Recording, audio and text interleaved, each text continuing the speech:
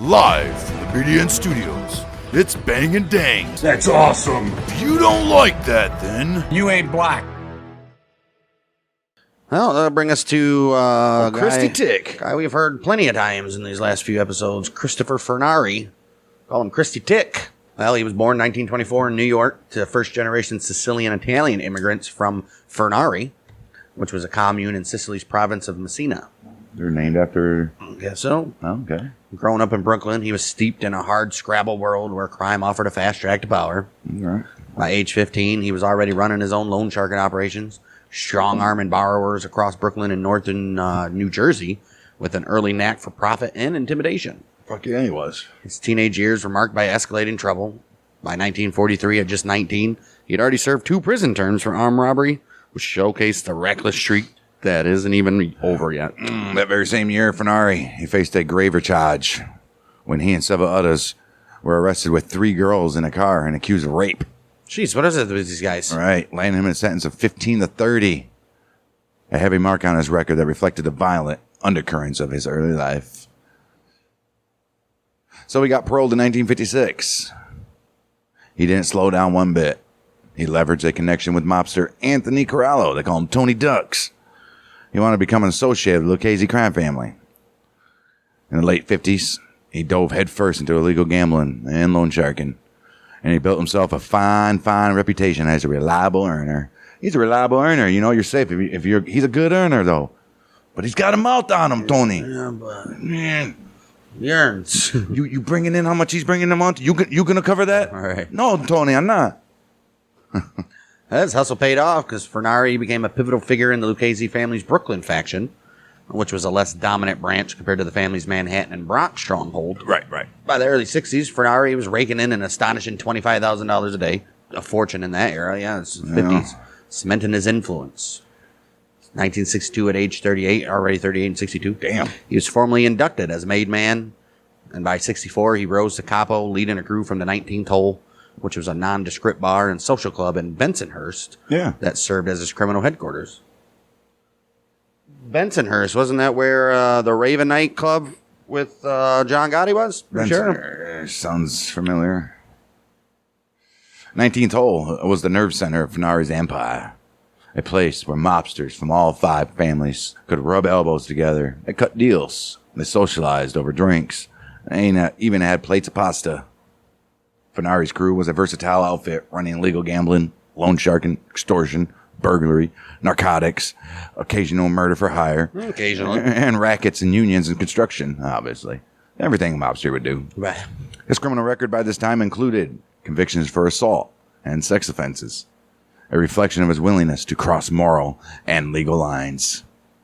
One of his most lucrative schemes around this time was controlling New York District Council 9, which was a union representing about 6,000 painters and decorators who worked on hotels, bridges, and subway stations. All right. Through union secretary-treasurer James Bishop and his associate Frank Arnold, Furnari extorted a 10 to 15% tax on major commercial painting contracts, with contractors funneling cash kickbacks directly to him, bolstering his wealth and clout. By the mid-60s, he spotted talent in 2 young, ruthless associates who we all know as Vic Amuso and old Anthony Gaspipe Casso. Yep. Casso. Look at that shit. Should have left them guys alone. You ain't kidding. Recognizing their ambition and readiness to use violence. He said, you know what? You'd be perfect for my crew. And he brought them along, assigning them to oversee a large bookmaking operation. And he also wanted them to collect debt. Furnari's mentorship shaped their rise, setting the stage for their future dominance. 67. The Lucchese family faced a leadership shakeup when then boss Thomas Lucchese, dead, brain tumor. Carmine Tramonte, he stepped up as the interim boss. But the real successor, as you all know, is Anthony Corallo. But he was sidelined by a 1967 bribery conviction, serving 2 years in prison. Tramonte, he held the reins even after Corallo's release in 1970, until Tramonte's own imprisonment in 1973 allowed Corallo to claim the official boss title. It all worked out, huh? Yeah, usually does. As we all know, in the early 70s, the families opened up the books again, which allowed a new wave of associates to become a made man. Furnari seized the opportunity, sponsored Amuso and Casso for membership, and appointed them to lead the Bypass Gang, which was the sophisticated burglary ring that plundered hundreds of millions in cash, jewelry, and merchandise during the 70s and 80s. All right. In January of 72, he sanctioned one of the gang's boldest heists, which was the robbery of the Pierre Hotel in Manhattan. Okay. Where 8 armed robbers were Robert Comfort, Sammy Nallo, Donald, Tony the Greek Francos, Al Green, Ali Ben, Robert Bobby Germain, Al Visconti, and an unnamed 8th man. They stole about $3 million in jewels and cash. Damn. Jeez. This heist remains the largest unrecovered hotel robbery in history, with only a $780,000 diamond necklace recovered and no perps ever confessing. Where the hell did they find that $780,000 diamond necklace at? That's a hell of a diamond necklace. Damn. Jeez. 1980, Furnari's influence peaked when he was promoted to consigliere, or there's a million ways to say it. The family's third in command, that's who he was. He advised the boss and mediated disputes. He wanted Casso to succeed him as capo of the 19th hole crew. But he declined, endorsing Amuso, as we all know. He said, let Vic do it, and opting to serve as Furnari's personal aide, a rare privilege for a soldier. Furnari's clout extended beyond the Lucchese family, earning him respect among New York's other families, and even crime syndicates nationwide. He balanced his role as consigliere with hands-on oversight of his 19th hole rackets, arbitrating family conflicts and settling inter-family disputes, reigning as one of New York's top mafia bosses through the early 80s. Good for him. Well, early 86, he orchestrated a lucrative new racket. A Russian-American gangster, we've heard the story a million times already, Marat Balagula, who's a Ukrainian immigrant running a gasoline bootlegging operation in Brooklyn's Brighton Beach. Yep. He was skimming profits by collecting taxes from customers without paying the government. When Colombo family capo Michael Franzese demanded extortion payments, Balagula turned to Furnari for protection. Hey, look at that shit. At a 19th hole meeting, Furnari told Balagula, "Here, there's enough for everybody to be happy, to leave the table satisfied. What we must avoid is trouble between us and the other families. I propose make a deal with the others so there's no bad blood. Meanwhile, we will send word out that from now on, you and your people are with the Lucchese family. Ooh, no one will bother you. If anyone does..." Except for other Russians. Right. If anyone does, come to us. Anthony take care of it. Look at that shit. That's what he told Balagula. Right. The 5 families imposed a 2-cent per gallon family tax on Balagula's operation, a cash cow rivaled only by drug trafficking. But the deal drew ire from the Russian underworld, who saw Balagula as weak for paying off the Italians. Sure and fuck did. June 12, 1986, Balagula's rival, Vladimir Reznikov, he stormed in Balagula's Brighton Beach nightclub, pressed a 9mm Beretta to his skull, and demanded $600,000 plus a cut of his rackets. He said, "Fuck with me and you're dead. You and your whole fucking family. And they ain't lying. I swear I'll fucking kill your wife as you watch, you understand?" But he said it with a Russian accent. Right. Balagula, he was shaking, and it caused him to have a massive heart attack after Reznikov left. He called up Casso for help from his Brighton Beach home. Casso instructed Balagula to lure Reznikov back to the club with promises of payment. Tell him you got his money. Tell him to meet you at the club. The very next day, Lucchese soldier Joseph Testa ambushed and shot Reznikov dead, back of the head, ensuring Balagula's safety. Casso later boasted, "After that, Marat didn't have any problems with other Russians." I bet not.